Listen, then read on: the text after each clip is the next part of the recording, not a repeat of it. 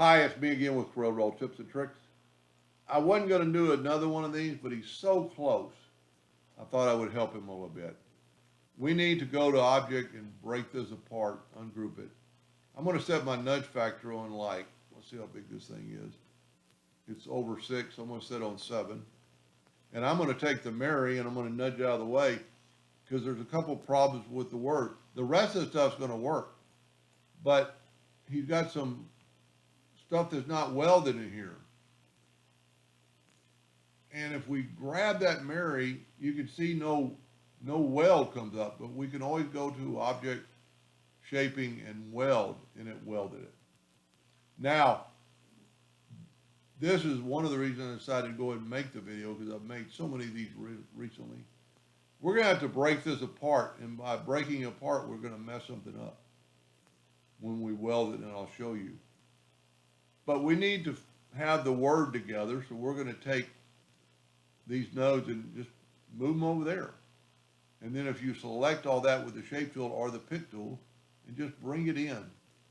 Now what's going to happen, and that's probably enough, I really want to move that down just a little bit more. Now what's going to happen now, because we broke it apart, look what happens when we weld it.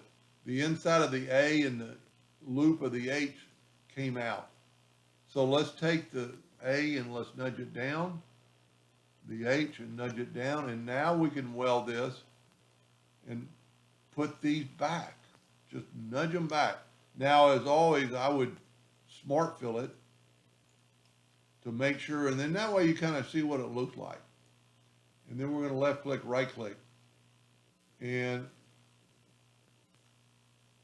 the words are pretty close to the same angle. I'm going to bring this up a little bit. And then bring the Mary in and just put it somewhere where it's going to fit. And as long as it's touching maybe 2 spots on each side for strength. So we're here and here, almost there. See, we're almost to that icicle, or I keep calling it an icicle. It's a snowflake. Just bring it down a little bit. We're touching both there. We really need to touch both here, so we're going to take it and just enlarge it just a little bit. That looks good. Now we're bringing the Christmas.